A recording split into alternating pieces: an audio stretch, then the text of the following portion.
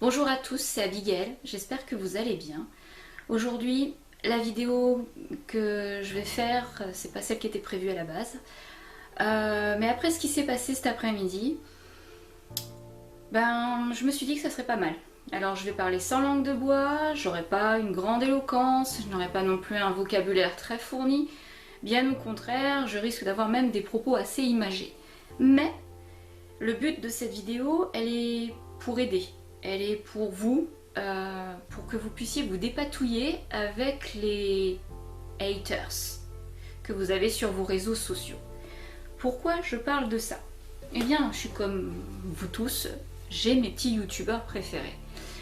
Et cet après-midi, alors que je visionnais la toute nouvelle vidéo d'une jeune youtubeuse, j'ai constaté qu'elle était affectée par ses haters. Il faut savoir qu'elle a plus de 300 000 abonnés maintenant.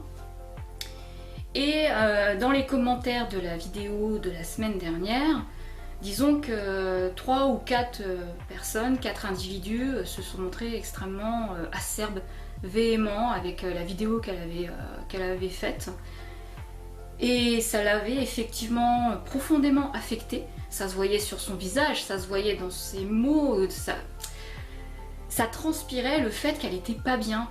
Et ça m'a fait vraiment beaucoup de peine. Et j'ai réalisé que les réseaux sociaux, même si c'est quelque chose qui peut être extraordinaire, un lieu de partage, un lieu de rencontre, de connaissance, il y a tellement de choses à découvrir sur les réseaux sociaux, mais les réseaux sociaux, c'est aussi toxique. Et en fait, voici ma vidéo d'aujourd'hui. Elle concerne ça, comment vous dépatouiller avec ce genre d'énergumène qui arrive sur vos pages, sur vos vidéos, si vous êtes youtubeur ou si même vous avez fait des vidéos sur TikTok. La vieille qui s'exprime, attention TikTok. J'y connais rien du tout à ça. Et comment faire pour pas que ça vous affecte, pour que ça puisse faire, ça vous passe au-dessus, vous n'avez plus besoin de vous préoccuper des commentaires extrêmement nauséabonds qui viennent polluer votre esprit, parce que c'est ça, on parle de pollution là. Quasi même, on pourrait même s'exprimer de harcèlement quand c'est quotidien et que c'est toujours le même individu qui revient pour vous dire des saloperies. Bref, je trouve qu'on n'est pas suffisamment assez protégé d'ailleurs sur les réseaux sociaux. Bon, moi j'en ai pas, j'ai juste Instagram et encore quand je l'utilise. Mais je constate que pour les autres, pour les plus jeunes, même pour les youtubeurs qui commencent à cumuler quand même pas mal de followers, ça peut devenir infernal. Et quand je constate que des personnes qui font un travail de dingue, parce que faire une vidéo YouTube, c'est pas facile, ça demande du temps, je suis bien placée pour le savoir, je débute. Donc je sais que c'est pas simple, il faut un contenu, il faut de la qualité, il faut l'image, le son, enfin il faut tout contrôler. Et quand on est tout seul, c'est compliqué, c'est difficile. Et parfois on fait une première prise, une deuxième prise, une troisième prise, et au bout de la cinquième on commence à s'arracher les cheveux. Alors quand vous avez des individus qui viennent vous donner des critiques sans avoir le contenu de votre vidéo, qui ne l'ont même pas visionné mais qui viennent vous chier les bottes, je comprends que ça peut être compliqué.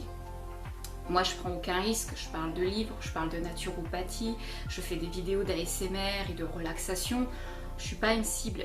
Mais les personnes qui parlent d'actualité, de leurs petites passions qui sont liées par exemple à des théories ou qui peuvent aller sur leur bien-être personnel au niveau de la religion, enfin bref, vous savez, tous ces petits sujets qui sont relativement délicats, vous êtes une cible. Et je comprends que ce n'est pas facile, en particulier les débunkers ou même les personnes qui ont leurs propres théories sur certaines actualités, ça peut devenir infernal. Et je me mets vraiment à votre place sur le fait que vous prenez des risques énormes lorsque vous prenez ce type de sujet. Placez-vous aussi dans cette situation. Vous me direz dans les commentaires si ça vous rappelle quelque chose pour vous. Vous venez de tomber sur un post, exemple Facebook. Ça vous intéresse, vous avez trouvé que le contenu était intéressant et vous posez un commentaire. 1 heure, 2 heures plus tard, vous constatez dans vos notifications que quelqu'un a répondu. Il a mis une réponse. Et là, c'est une réponse dégueulasse. C'est acerbe, c'est véhément, limite menaçant.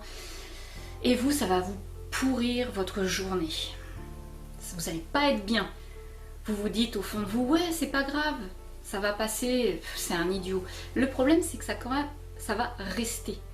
Vous allez y penser et vous allez peut-être même répondre. Et à cela, lui répondra et ainsi de suite. Et en fait, après, c'est l'effet boule de neige. Et ça, c'est de l'énergie vraiment négative. Et ça va vous faire du mal. Que vous le vouliez ou non, de toute façon, ça va vous affecter. Alors, j'aimerais vous parler un petit peu de ces haters. Et je vais en commencer avec un. De mon expérience personnelle. Pour l'avoir vu et vécu. Je l'ai appelé le syndrome d'Ali. Vous voyez, il y a très longtemps, lorsque j'étais étudiante, pour payer mes études, j'ai fait comme beaucoup, j'ai travaillé dans les fast-foods. Ouais, les études, c'est pas donné. En particulier, dès que vous commencez à monter les échelons, licence, masters, il faut débourser quoi. Et j'avais un collègue de travail qui, comme ça, avait l'air sympa, il était soupe au lait, il avait ses moments, mais il avait l'air sympa. Donc on avait tissé une forme de camaraderie. Et puis, c'était pas les débuts d'Internet, mais presque. En tout cas, pour les réseaux sociaux, ça commençait à l'époque. Et qu'est-ce qu'il faisait? Il trollait. C'est-à-dire que sa vie pour lui était si difficile qu'il n'arrivait pas à assumer certaines situations dans sa vie professionnelle, mais également dans sa vie sentimentale qui était pas déserte, mais presque. Qu'il passait son temps, quand il ne travaillait pas, il passait son temps sur les réseaux sociaux à chercher des cibles. Et je peux vous garantir qu'il prenait un malin plaisir à attaquer les gens. Comme ça, au hasard, pour rien, en les traitant de tous les noms. Donc les personnes qui étaient de l'autre côté répondaient, bien évidemment, et lui, ça le faisait rire. Ça l'amusait. Et plus la personne répondait aux attaques, plus lui y allait, et à fond. Et un jour, je lui ai dit, tu te rends pas compte de ce que tu fais, c'est pas bien. La personne, si ça se trouve, elle est dépressive ou elle est vraiment dans une phase pas bonne, où tout s'écroule dans son existence, elle t'en fait part. Et toi, plutôt que de lui tendre la main, tu la descends. Je t'imagine si demain, à cause des propos que tu as eus, elle se suicide ou pire. Et la réflexion, ça a été, qu'est-ce que je m'en fous? Qu'elle se suicide, j'en ai rien à foutre, moi, c'est pas moi. Tel quel. Je vous assure que ça, non seulement ça m'a refroidi, mais j'ai trouvé que c'était totalement inhumain comme comportement. Passons. Il continue à faire cela. Même encore aujourd'hui, malheureusement, je reconnais la patte de la personne dans tous les haters que vous avez sur les réseaux sociaux. C'est-à-dire que derrière les écrans, vous ne savez pas qui répond. Et il faut bien que vous compreniez que certains d'entre eux sont des pervers narcissiques qui prennent plaisir à vous faire souffrir, à savoir qu'ils vont pourrir votre journée, d'accord? Les syndromes d'Ali, comme je viens de vous en donner un exemple, qui existe, parce que je l'ai vu en direct live, il s'amusait à faire ça. Et c'était tous les jours, tous les jours. Lui, c'était son amusement. Et il y a les personnes également qui souffrent de problèmes de santé mentale. Alors eux, ils ont une excuse, d'accord? Seulement, vous ne savez pas qui vous avez derrière. Alors lorsque vous voyez ce type de message mauvais, critique, pas constructif du tout, qui disent que vous faites de la merde, que vous feriez mieux d'abandonner, que avec la gueule que vous avez, vous feriez mieux de mettre la tête dans un sac, enfin peu importe ce que ça peut être, ça peut vous attaquer sur votre physique, sur votre langage, sur un petit tic nerveux que vous avez, sur n'importe quoi, ça peut vous attaquer sur n'importe quoi, y compris votre orthographe, ou votre syntaxe, sur le fond ou même la forme de votre texte ou de votre contenu. Ça peut vous attaquer sur n'importe quoi. Ça peut même s'en prendre à votre famille ou à vos proches. Il se peut que vous aviez partagé sur le Facebook ou tout autre réseau, il y a Twitter aussi et Instagram, des photos de famille. Eux, ils vont s'en donner à cœur joie, vous leur donnez de la matière. Alors comment il faut faire? Première chose, c'est pas leur répondre. Vous les oubliez, vous les bloquez, c'est la chose la plus facile à faire. La deuxième, c'est revenir sur les premiers points que je vous ai évoqués il y a 2 secondes. Problème de santé mentale, pas de leur faute, donc vous pourrez rien y faire, c'est pas grave, vous n'êtes pas responsable, il faut toujours que vous compreniez que vous êtes toujours pas responsable de ses attaques. D'accord. La deuxième, le syndrome de Dali, c'est un imbécile qui prend plaisir à faire souffrir les autres, peu importe les conséquences. Donc lui c'est pareil, hein, ça passe au-dessus. Vous savez qu'il peut y avoir ça derrière l'écran. Et la troisième, ce sont aussi des bots. Il peut y avoir effectivement des bots qui sont programmés pour faire ces saloperies. Alors je sais pas qui s'est dit que c'était intelligent de fabriquer ces choses-là. En tout cas, c'est pas le malin, parce que ça bousille, ça vous bousille à l'intérieur, hein, faut pas se leurrer. Et là, je pense à ma petite youtubeuse qui n'était pas bien, et je me suis dit, mais il y a combien de personnes qui se retrouvent confrontées à ces connards, excusez-moi, ou même ces saloperies, hein. Je vous avais dit, hein, je vais balancer les mots, qui viennent vous attaquer alors que vous essayez de faire quelque chose, vous partagez un événement, un festival ou une passion, par exemple pour l'ésotérisme, les sciences occultes, les livres. Ah, moi je me ferais attaquer sur les livres, ça me passerait au-dessus parce que j'ai appris les méthodes.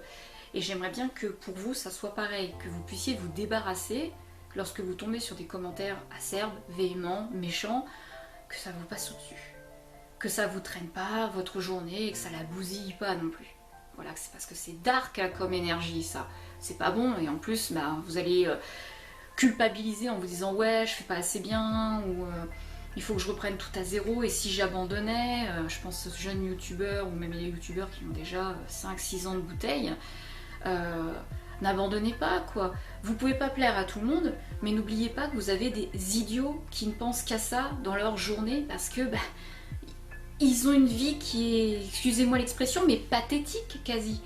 Ils savent rien faire de leur journée. Ils n'ont pas de hobby, ils n'ont pas de passion, sauf celle de venir faire chier le monde. Et c'est pas de votre faute. Le nombre de youtubeurs qui ont un contenu de dingue, qui font des efforts incroyables, qui investissent du temps et de l'argent pour faire quelque chose de qualitatif et quantitatif. Ensuite, il y a les autres personnes, les petits jeunes sur TikTok qui font des danses et enfin ils essayent de donner du divertissement et du bonheur aux autres et qui se font descendre pour rien quoi. Mais en fait, à vous, j'ai envie de dire, non seulement accrochez-vous sur ce que vous le faites bien, vous êtes courageux parce que vous vous affichez, ce qui n'est pas facile. N'ayez pas peur de ces idiots, parce que je vous ai dit, ils ont le syndrome de Dali, c'est des pervers narcissiques ou ils ont des problèmes de santé mentale. Donc, c'est pas quelque chose que vous pouvez avoir le contrôle. Alors, première petite chose, lorsque ça vous arrive, que vous tombez sur un commentaire comme ça, que vous envoyez 1, 2, 3, déjà, vous coupez avec les réseaux. Vous prenez 2 minutes, vous allez vous aérer, vous buvez une petite tasse de thé, un café, un milkshake, vous vous faites plaisir à ce moment-là. La deuxième, c'est que vous pouvez écouter des livres audio. Ça fait du bien et surtout ça vous déconnecte. Ça vous fait oublier cette personne, cet individu qui veut vous faire du mal, qui vous a pris pour cible. D'accord ? Et un autre petit truc très sympa, en tout cas que je conseille à beaucoup de personnes qui ne connaissent pas Eckhart Tolle par exemple. Alors je dis pas que tout ce qu'il écrit ou tout ce qu'il a dit est vrai ou vérace, ça se vérifie. Mais c'est pas mal dans le sens où le livre que vous pouvez trouver, je vais essayer de vous mettre un lien là en dessous de cette vidéo, je vais essayer de vous mettre un lien pour que vous puissiez écouter ce que dit Eckhart Tolle.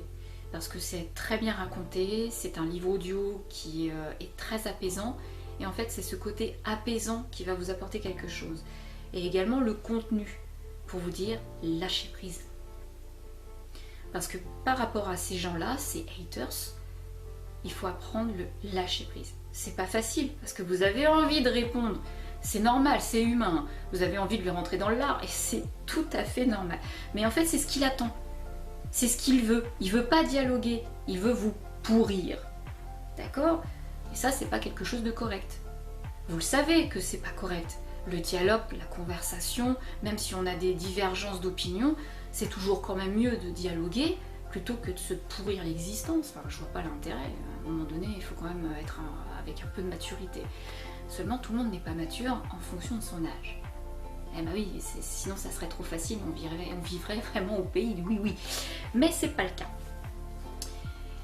Qu'est-ce que je peux vous préconiser d'autre ? En tout cas, il y a aussi la fuite. Alors, on va me dire, ouais, il faut pas prendre la fuite, il faut se battre. Seulement, prendre la fuite, c'est pas prendre la fuite pour être pas courageux, au contraire, c'est prendre la fuite pour s'échapper de ces personnes toxiques. Elles sont toxiques, elles vont vous blesser. Donc prendre la fuite, vous pouvez le faire. Vous coupez Internet, enfin, du moins votre réseau social, et vous allez faire une promenade. Aérez-vous. Passez un coup de fil à une copine ou à un copain. Allez boire une bière en allant voir un match de foot pour les gars, pour les filles aussi, hein, il y en a qui aiment bien les matchs de foot. Et puis également faire du shopping, ou pas forcément acheter, mais aller sur le long d'un canal, aller voir des signes, enfin peu importe. Prenez l'air. Détachez-vous de tout ça. Et j'aimerais dire, c'est ce que j'ai même conseillé en commentaire à la personne à ma petite youtubeuse, il faut laisser tomber. Il faut lâcher prise de ces personnes. Ne vous laissez pas polluer par ces gens. Ils sont pas là pour apporter quelque chose à la société. Ils sont là pour essayer de déambuler entre les méandres de leurs problèmes de santé mentale ou de leurs problèmes personnels parce qu'ils ne savent pas se gérer et ils n'ont aucune estime de soi déjà. Au niveau développement personnel, ils frôlent le zéro, ce qui est très dommage parce que, en parlant du syndrome de Dali, je ne vous donnerai pas son prénom, mais il avait matière à devenir quelqu'un d'extrêmement intéressant, il avait des choses intéressantes, mais ça s'écroulait sous cette masse de pourriture et de puanteur qui m'a fait fuir, par exemple. Je me suis dit non, on ne deviendra jamais amis, c'est pas possible, je peux pas être amie avec quelqu'un qui est à l'opposé de ma morale. Moi c'est non, je ne supporte pas les racistes, je ne supporte pas les homophobes, je ne supporte pas les fascistes ou les nazis, enfin, surtout les nazis. Avec mon mari, nazi, forcément ça va pas du tout aller, hein. Disons que ses ancêtres, ils en ont pris plein la gueule. Donc il y a des choses qu'on ne faut pas se laisser polluer.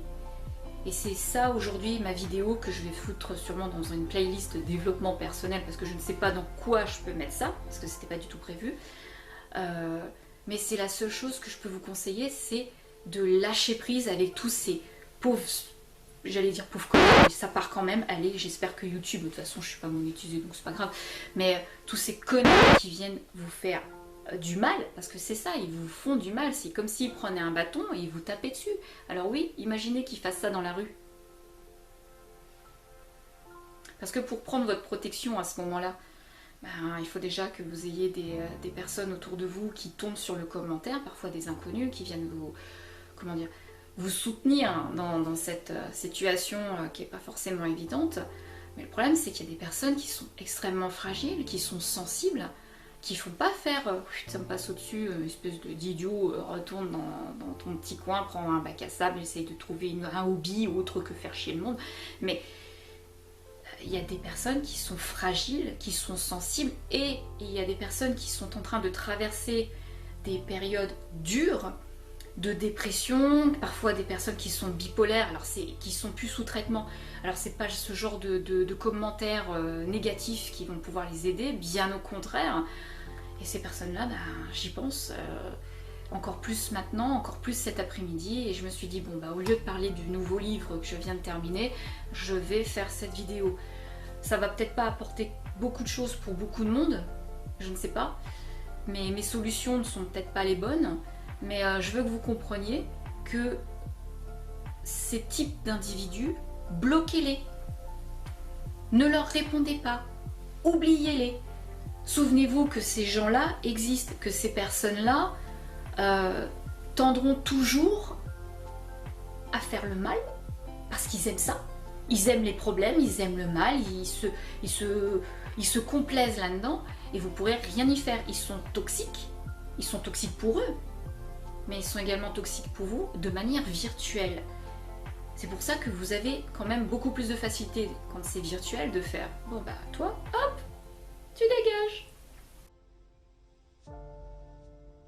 Pour, je crois, avec des hashtags, alors là je m'avance peut-être un peu trop, pour mettre des mots-clés comme toute la ribambelle de gros mots qui peut exister, qui attaquent la personne sur son physique, sur sa syntaxe.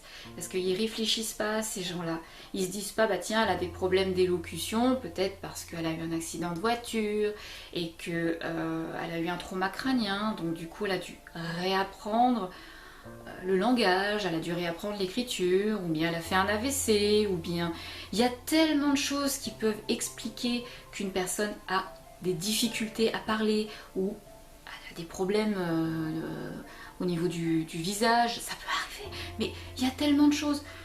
Mais alors pourrir les gens pour leur physique, ou pour dire que, comme c'est le cas de ma meilleure amie là, qui elle aussi elle a pris un coup dans l'aile, c'est quoi de le dire, à propos d'une situation, d'une vidéo qu'elle a réalisée, et le mec il lui a dit non je regarderai pas ton contenu, de toute façon on voit que tu profites bien du système. Je ne sais même pas ce que ça veut dire, mais elle, ça lui a fait du mal. Ça date, hein, maintenant, ça va faire quelques semaines, quelques mois même. Mais là, ça vient d'attaquer une de mes youtubeuses préférées. Et là, ça passe pas. Et là, j'ai réalisé effectivement que ça devait arriver à beaucoup, mais alors beaucoup de monde. Je vois des commentaires extrêmement méchants. Je peux pas donner mon soutien à tout le monde, parce que bon, même si j'ai une deuxième chaîne avec laquelle je commente justement sur ces vidéos, histoire de rester un petit peu anonyme, il y a quand même un sujet qui me dérange là-dedans, et pas des moindres, c'est que j'ai l'impression que les modos ou les réseaux sociaux prennent pas à cœur de vérifier les individus comme ça qui ont 5, 6, 7 comptes différents et qui attaquent la même personne. Ça serait quand même intéressant que les algos soient mis en place pour détecter ce genre d'individus qui pullulent sur tous les réseaux sociaux, parce qu'ils les ont tous, hein. Je vous ai dit par exemple pour la personne qui est le syndrome de Dali, il avait à l'époque tous les réseaux sociaux qui existaient. Alors imaginez aujourd'hui avec la multitude de possibilités qui s'offraient à lui, mais il aurait fait ça toutes ses journées, toutes ses nuits, juste par plaisir. C'est pas correct. Non, c'est pas correct. Donc, je vous demande gentiment, lorsque vous constatez qu'une personne est attaquée sur les réseaux sociaux et que vous le voyez, ne faites pas celui qui ignore. Donnez votre soutien à la personne. Même si vous avez une divergence d'opinion sur son contenu, que ce soit sur Facebook, Instagram, Twitter, TikTok, qu'est-ce qu'il y a d'autre? Mon Dieu, je suis vraiment pas l'adepte de ces machins-là, enfin bref, vous voyez ce que je veux dire. Pas porter secours, mais donner son soutien en disant ouais, c'est un haters, prenez pas attention à lui, passez à autre chose. Pourquoi? Parce que même rien que cette petite phrase d'un inconnu ou de quelqu'un de la famille, mais ça va déjà donner quelque chose de positif à la personne. Ça va lui éviter de souffrir. Parce que même si elle vous dit oh tu sais moi rien à foutre de tous ces gens là, moi je passe dessus, je les calcule même pas. Mais en fait non, c'est pas vrai. La personne elle va vous dire ça, mais à l'intérieur ça va pas. Décidément il y a une autre personne que j'ai su parce que m'a contactée pour me dire qu'elle est en train de lutter contre un cancer. Et je suis vraiment heureuse de savoir qu'elle est en train de gagner contre son cancer, ce qui est quand même pas rien. Eh bien, il y a quand même quelqu'un qui lui a balancé sur les réseaux, elle a déposé un commentaire. Ça plaît pas. Ok, c'est pas grave. Si ça plaît pas, bah, tu passes ton chemin. Mais il y a quand même quelqu'un qui lui a dit ouais, je viens d'aller voir sur ton réseau, je vois que tu vas bientôt crever, les islamo-gauchos, machin, je sais pas tout ce qu'il lui a balancé. Tant mieux. C'est brutal, c'est méchant et c'est gratuit. Une personne qui est déjà en train d'avoir un des combats les plus durs qui existent, lutter contre un cancer, balancer ça, c'est ignoble. Ignoble. C'est pour ça que je vous dis, les personnes qui sont fragilisées, que vous savez, que vous le constatez, qui sont fragilisées vis-à-vis de ces individus malfaisants, essayez de leur porter juste une main pour dire on te soutient, on est avec toi, on est avec vous parce que vous la connaissez pas. ça peut vraiment changer la donne. Et puis des choses comme ça, et ben les haters, ils aiment pas ça. Quand ils voient qu'ils sont en sous-effectif, ils prennent la fuite. Et ils n'y reviennent pas. S'ils voient aussi que vous ne répondez pas à leurs commentaires, ils passent à quelqu'un d'autre. Ils ne s'attardent pas.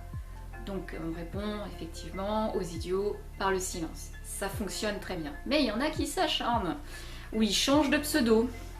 Je vous ai dit, ils ont plusieurs comptes et c'est pour ça que les algorithmes devraient, par rapport à l'adresse IP, vraiment tomber sur ces gens et dire qu'il y a de l'abus. Ça ferait pas de mal, plutôt que de mettre des bêtises au niveau de certaines censures, celle-là, elle serait quand même à mettre en place. Ça serait vraiment un point positif pour tous les réseaux sociaux. D'accord ? Et pour mes youtubeurs qui se dépatouillent comme ils peuvent, parfois avec des propos quand même, presque des menaces, hein, qui disent des menaces de mort, hein, c'est quand même pas rien. Hein, il y en a qui vont quand même loin, ils pensent qu'en ayant un pseudo et en étant derrière un PC, ils risquent rien. Ah bah je vais vous dire, détrompez-vous. Hein.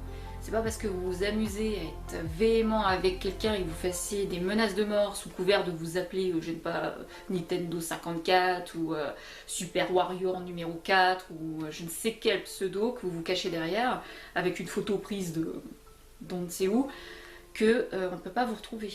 Eh, c'est faux. Si on porte plainte, si les gens portent plainte, on peut vous retrouver et vous retracer. Donc vous amusez pas à ce genre de bêtises. Parce que les personnes qui sont les plus vulnérables et à qui quelque chose de grave peut arriver, comme eh bien, une personne qui fait une TS, vous en êtes responsable parce que vous l'avez harcelé sur les réseaux sociaux, on vous retrouve. Donc vous amusez pas à faire ça. Deuxième point, pour les personnes qui sont sujettes à être assez fragilisées par ces individus et par tous les petits propos très, très fragiles, très vulnérables, n'hésitez pas à les bloquer, ces gens. Et faire une pause aussi.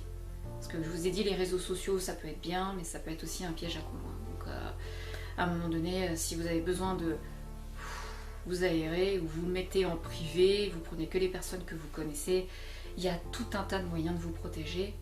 Il faut les prendre.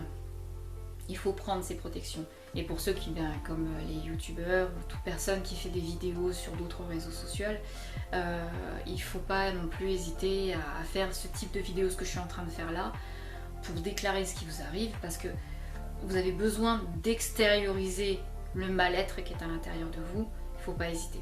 Alors bien sûr, quand vous allez faire ce type de vidéo, ils vont à nouveau attaquer, parce que là, ah, Seigneur, c'est open bar pour eux.